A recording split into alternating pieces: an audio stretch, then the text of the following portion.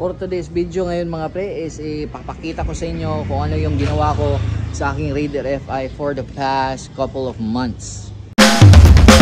Ano po siya ngayon mga pre? So nagbili tayo ng bagong rim set na Yoko Carbon. Yan, carbon po to.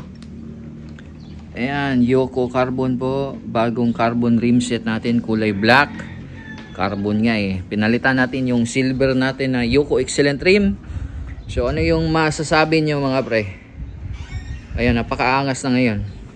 Yung dati kasi yung naka silver malamig, cool yung dating niya. Ito naka itim na rim set ngayon is nako po, ang angas, napakaangas ng kanyang kulay, mala all black.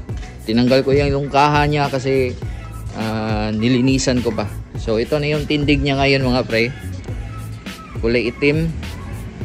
Yung tema niya naman ngayon, ayan. Tapos carbon din yung disc natin, switch na carbon. Ayan, carbon po yan, original switch. Kasi yung tema ng ating Raider FI is NGO non-pro, kaya stock lang yung brake system na gamit natin. Stock lang yan. Pero sa NGO non-pro, hindi porket naka-stock brake system guys, NGO non-pro na yung motor mo. Nagdedepende pa rin yan. Dapat yung pyesa na ginagamit mo is lahat original, made in Thailand, legit made in Thailand. Ito, orig switch. Syempre Yoko, original yan by PPR Speed Mode. Tapos orig na switch brake system, BRD, tapos super speed na outer tube. Ayan, AUN po yung Trambutsu natin. Ayan, AUN Thailand po. Tapos yung shock natin, Shaper, legit Thailand pa rin. T-post natin, MTB.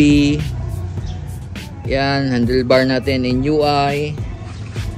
GRP flat seat, of course, legit Thailand yan. Naka CNC na hub, CNC na brake arm. May konting detalye pa mga pe. Ayan. TRC na swing arm plus 2.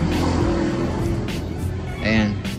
So yan po yung mga binago ko sa Raider FI natin mga pre. So ano po yung masasabi nyo mga pre? Alin yung mas bet nyo? Yung silver na rim or itong carbon? Ayan. Gusto ko lang naman subukan magkaroon ng carbon na rim. Ayan. Jopai version 2.